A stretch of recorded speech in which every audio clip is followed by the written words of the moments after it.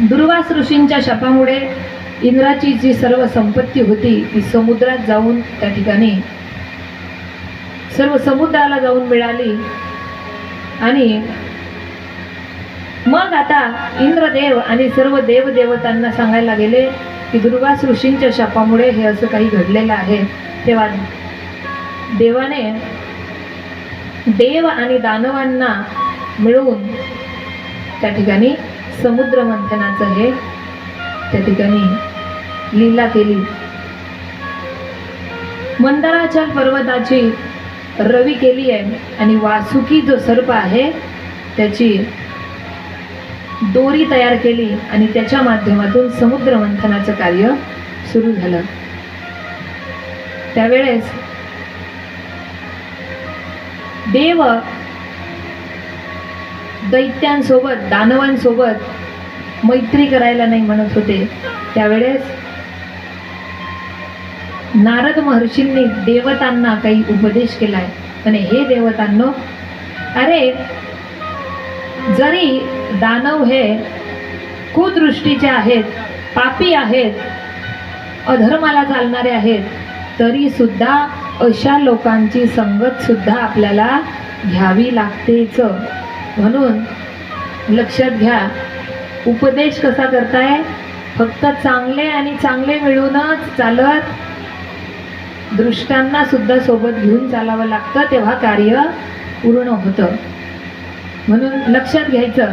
बऱ्याच ठिकाणी सांगतात हे लोक असे खराब आहे, यांचा स्वभाव असा आहे, हे लोक तसे वागतात, काही मनुष्याचं असं वागणं आहे। परंतु बघा, देवाने ही मनुष्य जात निर्माण करताना सर्वांना सारखं यासाठीच ठेवलं नाहीये। जर सर्व देवता राहिले असते तसंही जमलं नसतं आणि सर्व राक्षस राहिले असते तर तसंही जमलं नसतं। असा हा महत्त्वपूर्ण उपदेश नारद महर्षींनी देवता लोकांना केलाय। म्हणजे संतांचं कार्य किती महान आहे बघा। संतांनी देवाला उपदेश केलाय म्हणजे देवा असं चालणार नाही, फक्त देवता मिळून कुठलंच कार्य पूर्ण होणार, आपल्याला राक्षसांना सुद्धा सोबत घ्यावं लागेल, तेव्हा हे कार्य पूर्ण होईल। आणि म्हणून त्या ठिकाणी शुकाचार्य त्या ठिकाणी परीक्षिती राजाला सांगतात की सर्व देवतांनी मिळून त्या ठिकाणी भगवंताची स्तुती केली आणि सर्वेश्वर असलेले सर्व भगवंत कृष्ण भगवान की जय। समुद्र मंथनासाठी त्या ठिकाणी देव आणि असुरांनी आपापसामध्ये मैत्री केली आणि त्या ठिकाणी समुद्र मंथनाची जी कथा आहे, क्रिया आहे, ती तिथे समुद्र मंथन सुरू झालं। त्या ठिकाणी मंदराचल जो पर्वत होता त्या ठिकाणी ताकद लावून सर्वांनी उचलला, त्याचे रई तयार केली आणि वासुकी जो सर्प होता त्याला विनंती करून त्याची दोरी बनवली आणि त्या ठिकाणी समुद्र मंथन सुरू झालं। वासुकीच्या मुखाची बाजू धरली, देव सुद्धा बाजूला गेले। आता यामध्ये वासुकी जो सर्प होता त्याच्या मुखाकडून दैत्य सुद्धा, असुर सुद्धा जायला तयार नव्हते। तेव्हा एकमेकांमध्ये समझोता तयार केला आणि तेव्हा ते कार्य सुरू झालं। यानंतर सर्वात आधी या समुद्र मंथनातून हलाहल विष सर्वात अगोदर प्रगट झालं। आपल्याला सर्वांना माहिती आहे हे हलाहल विष जे होतं, आता हे सर्वात अगोदर विष निघालं, दैत्य बाजूला झाले, देवता बाजूला झाले। मग सर्व जर बाजूला निघाले तर हे विष प्यायचं कोणी? तेव्हा सर्वांमध्ये एकच चर्चा चालू झाली। तेव्हा विष तर निघालं, कुणाला द्यायचं? त्यावेळेस भगवान कैलासपती शंकर महादेवांना त्या ठिकाणी आणलं आणि म्हणे महादेवांनी ते विष प्यावं। देवतांच्या बाजूने त्या ठिकाणी ते विष देण्यात आलं आणि भगवान शंकरांनी त्या ठिकाणी ते विष पिलं। त्यानंतर जे काही एक वस्तू निघाला, भगवान शंकरांनी ते विष पिल्यापासून त्यांना नीलकंठ म्हणतात, सर्वांना माहिती आहे। आपण आरतीमध्ये सुद्धा सर्वजण म्हणतो, देवी दैत्य सागर मंथन पै गेले, त्यावानी अवचित हळहळ जे उठले तेत्वा सुरपणे प्राशन केले नीलकंठ नाम प्रसिद्ध झाले. सर्वजण आरतीमध्ये आपण म्हणतो त्याप्रमाणे भगवान शंकरांनी ते विष धारण केलं. यानंतर त्या समुद्र मंथनाची क्रिया चालू राहिली. पुन्हा समुद्र मंथन चालू झालं. आता पहिल्या वेळेस तर विष निघालं, परंतु एक चुकी अशी झाली होती, देवता असून सुद्धा चूक अशी झाली की एवढं मोठं समुद्र मंथनाचं कार्य आणि गणपती बाप्पाला त्या ठिकाणी सर्वात अगोदर महत्वाचं स्थान दिलं नाही. तेव्हा मग आता काय करायचं? समुद्र मंथनाची क्रिया तर चालू होऊन गेली आहे, मग आता मध्येच गणपती बाप्पा रुष्ट होतील म्हणून भगवंतांनी त्या ठिकाणी कच्छपाचं रूप धारण केलं आणि त्या मंदराच्या पर्वताच्या खाली भगवंत त्या ज्या ठिकाणी जसं समुद्र मंथन होत होतं त्या पर्वताच्या खाली जाऊन बसले आणि पुन्हा समुद्र मंथन चालू झाले. कच्छप भगवान की जय. अशा प्रकारे भगवंतांनी तो अवतार धारण घेतला आणि तिथून पुन्हा समुद्र मंथन चालू झालं. त्यातून 14 रत्न पुढे निर्माण झाले. त्यामध्ये कामधेनू उत्पन्न झाली, ती देवतांनी घेतली. उच्चैश्रवा नावाचा जो घोडा होता तो घोडा आता असुरांनी घेतला असे या ठिकाणी सांगितलं. असुरांना देण्यात आला. यानंतर त्यामध्ये लक्ष्मी मातेचं प्रागट्यकरण झालं की लक्ष्मी निघाल्यानंतर आता लक्ष्मी कुणाकडे जाते तर सर्वजण मोठ्या तयारीने त्या ठिकाणी उभे आहेत की लक्ष्मी माझ्याकडे येईल, लक्ष्मी माझ्याकडे येईल, लक्ष्मी माझ्याकडे येईल. परंतु लक्ष्मी माता त्या ठिकाणी नारायणाजवळ जाऊन भेटली आणि नारायणाची झाली. यानंतर त्या मंथनातून अनेक गोष्टी निघाल्या. ते पारिजातक वृक्ष निघालं, नंतर अमृत निघालं जे देवांनी पिलं. व देव आणि दैत्यांमध्ये संग्राम झाला. दैत्य म्हणता आहेत की देवतांनी ते सर्व अमृत पिऊन घेतलं, मग दैत्यांना काय मिळालं, अशा प्रकारे त्यांच्यामध्ये युद्ध तयार झालं.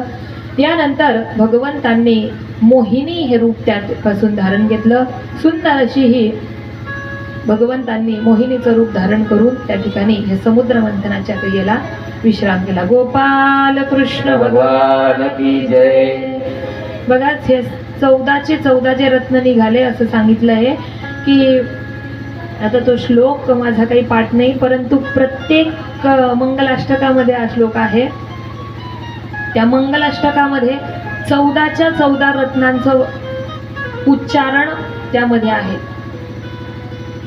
त्यामध्ये आपण मंगलाष्टक प्रत्येक जण लग्नाच्या वेळेस ऐकतो, त्यावेळेस त्याच्यामध्ये 14 रत्न असं सांगितलं की या 14 रत्नांचं जो रोज पठन करतो, जो यांना वाचतो, तो कुर्यात सदा मंगलम असं आपण म्हणतो, त्याचं सर्व मंगल होतं.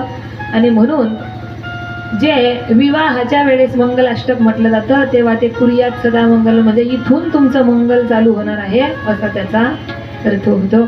या 14 रत्नांसाठी तो मंगलाष्टकामध्ये एक श्लोक आहे. हे 14 रत्न त्या समुद्र मंथनातून निघाले अशी समुद्र मंथनाची कथा या ठिकाणी सांगितली. आणि यानंतर देवदैत्यांचा संग्राम झाला. भगवंतांनी मोहिनी रूपाने त्या महादेवांना मोहिनी दिली म्हणजे भुलवलं आणि इतकं सुंदर त्या भगवंताने मोहिनी असं रूप धारण केलं होतं. यानंतर या अष्टम स्कंदामध्ये 7 मन्वंतरांचं वर्णन आलेलं आहे की विवास्वन पुत्र श्राद्धदेव याला सध्याच्या मन्वंतराचा 7वा मनु असं म्हणतात. तेव्हा 7 मन्वंतर जे की आपण ब्रह्मदेवाच्या उत्पत्तीच्या वेळेस मन्वंतरांची कथा भाग पाहिला होता, तेव्हा तेच मन्वंतर पुन्हा या ठिकाणी पुनरुच्चारण झालेले आहेत.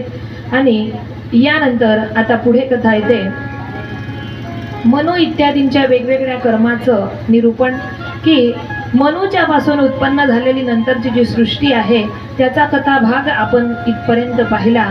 आता पुढे याच अष्टमस्कंदामध्ये बळीराजाचा स्वर्गावर कशा पद्धतीने विजय होतो, त्या बळीची परीक्षा घेण्यासाठी भगवंताला कोणता अवतार धारण करावा लागला हा कथा भाग या ठिकाणी सांगितलेला आहे. तो आपल्याला सर्वांना श्रवण करायचा आहे.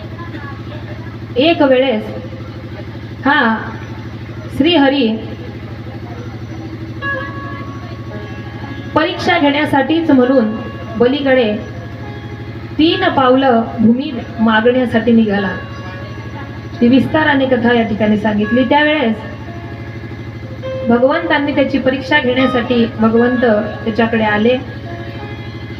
हे बळी, त्यावेळेस त्या बळीराजाने एक दिवशी मोठ्या यज्ञाचं आणि कार्यक्रमाचं आयोजन त्याच्याकडे केलं आणि त्यामध्ये श्रेष्ठ असलेल्या सर्व मुनिजनांना, मोठ्यांना त्या ठिकाणी बोलवलं आणि या सर्वांना बोलवल्यानंतर भगवंत सुद्धा त्या ठिकाणी आले। सर्वांचा यथोचित स्वागत त्या ठिकाणी करण्यात आलं। सर्वांचं जेवण वगैरे सर्व संतुष्ट त्या ठिकाणी बळीराजाने केले।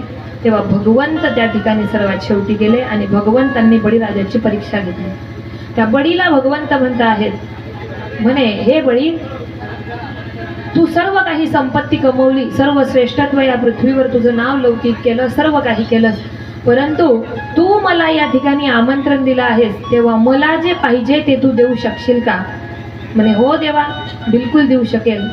मग म्हणे, मला 3 पग भूमी त्या ठिकाणी पाहिजे आहे, असं त्या ठिकाणी सांगितलं। त्यावेळेस भगवंतांनी त्या बळीची परीक्षा घेण्यासाठी त्या ठिकाणी वामन रूपाचा अवतार त्या ठिकाणी घेतला। वामन भगवान की जय। आणि याला पूर्वभाकीतच होतं, याला असं सांगितलेलंच होतं की ह्या युगामध्ये तुझ्याकडून मोठं सत्कर्म घडेल आणि त्याच सत्कर्मामध्ये भगवंत तुझी परीक्षा घेण्यासाठी येतील। आणि भगवंत आले। त्या वामन भगवंतांनी ते वामनाचं रूप जे होतं भगवंताचं, अतिशय सुंदर प्रकारे भगवंत छोट्याशा रूपामध्ये गोरी गोरी अशी छान मनाला मोहेल अशी भगवंताने ते रूप घेतलं। हरि वामन का भेष बनाए अवनाए, बलि राजा के द्वारे आए। हरि वामन का भेष बनाए अवनाए, बलि राजा के द्वारे आए।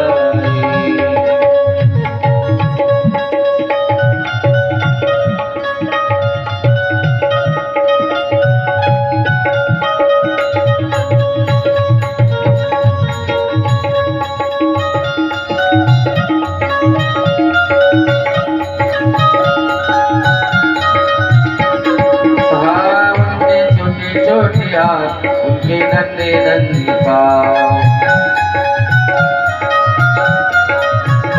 उनके छोटे छोटे हाथ, उनके नन्हे नन्हे पाँव।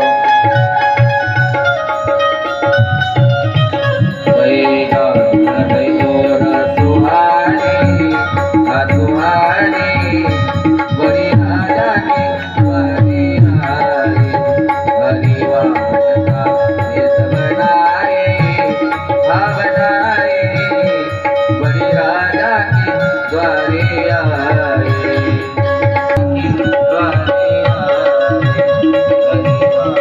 द्वारे आए। हरि वामन का भेष बनाए अवनाए, बलि राजा के द्वारे आए।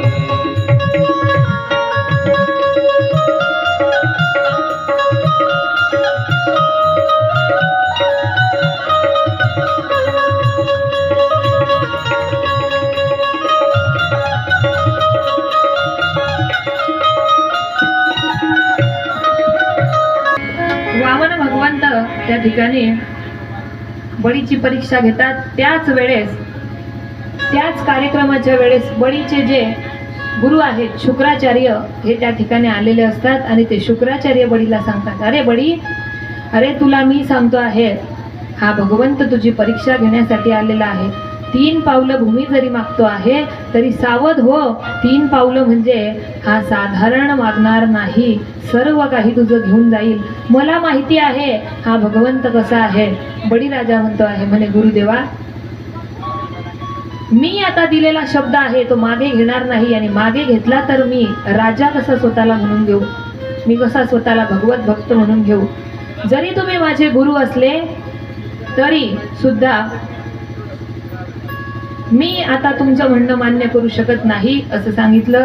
त्यावेळेस शुक्राचार्य पुन्हा पुन्हा बळीला थांबवतात, परंतु बळी मात्र त्या गोष्टीला मान्यता देत नाही। तेव्हा प्रमाण आहे संतांचं, आड आला म्हणून होडीला डोळा. तेव्हा संकल्प सोडण्यासाठी त्या झरीतून पाणी हातावर घेतलं, त्या पाण्याच्या छिद्राला मोठं केलं आणि शुक्राचार्यांचा डोळा फोडला. संतांनी फार सुंदर वर्णन केलेलं आहे. तेव्हा या बळीराजाने भगवंताला म्हटलं, म्हणे देवा मागा, काय मागायचं आहे मी द्यायला तयार आहे. 3 पग भूमीना, ठीक आहे. भगवंताने असं मोठं रूप त्या ठिकाणी धारण केलं. त्या रूपामध्ये भगवंतांनी पहिल्याच पावलामध्ये पृथ्वी व्यापून टाकली. दुसरा पाऊल ठेवलं, अख्खा स्वर्ग व्यापून टाकला. आता जागाच उरली नव्हती. सर्व संपत्ती बळीराजाची त्या ठिकाणी संपली. आणि बळीराजाची सर्व संपत्ती संपल्यानंतर आता बळीला भगवंतांनी प्रश्न केलाय. म्हणे अरे राजा, अरे तू तर म्हणाला होता 3 पग भूमी मी देईल. 2च पावलांमध्ये तुझी सर्व संपत्ती आणि ते सर्व संपलं. तेव्हा आता सांग, 3रा पाय कुठे ठेवू? मला तर दिसत नाहीये कुठे पाय ठेवायचा. बळीराजा म्हणतोय, म्हणे देवा मी सुद्धा तुमचा भक्त आहे, मी अजून शिल्लक आहे, माझ्या डोक्यावर पाय ठेवा. 3रा पाय ठेवून तुमचा जे तुम्हाला मागायचं आहे ते तुमचं मागणं पूर्ण होईल. भगवंत त्या ठिकाणी प्रसन्न झाले आणि भगवंतांनी बळीच्या डोक्यावर पाय ठेवला. तो का म्हणे बळी, तो का म्हणे बळी,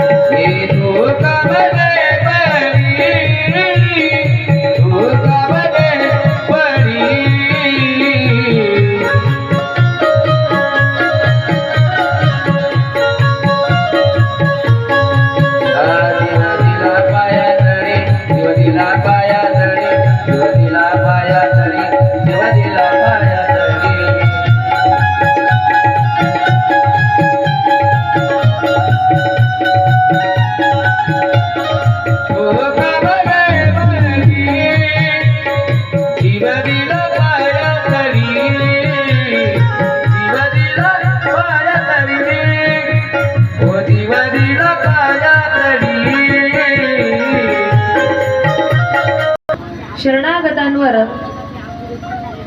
त्या ठिकाणी भक्तवत्सल असलेले असे भगवंत त्यांची लीला त्या ठिकाणी अशा प्रकारे दाखवतात. यानंतर 8व्या स्कंदामध्ये पुढच्या कथाभाग या ठिकाणी सांगितला की भगवंतांनी मत्स्य अवतार कशासाठी धारण केला, तो सुंदर इतिहास या ठिकाणी सांगितला.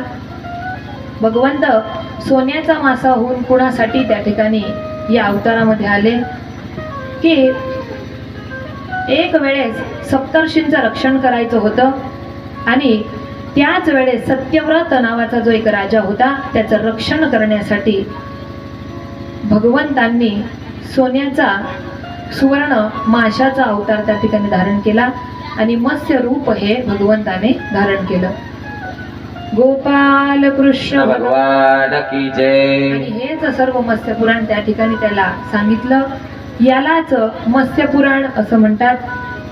याच वेळेस हयग्रीव राक्षसाने वेद चोरून नेले होते आणि वेद चोरीला गेले आणि म्हणून भगवंतांनी त्याला मारून त्या ठिकाणी पुन्हा आणलं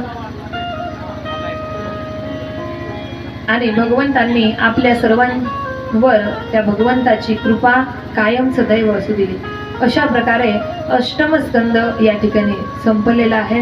9व्या स्कंदामध्ये प्रवेश करताना त्या ठिकाणी सुंदर ईशानू कथांच्या माध्यमातून त्या ठिकाणी भगवंताने 2 आपल्याला वंश सांगितले की पहिला चंद्रवंश आणि दुसरा सूर्यवंश.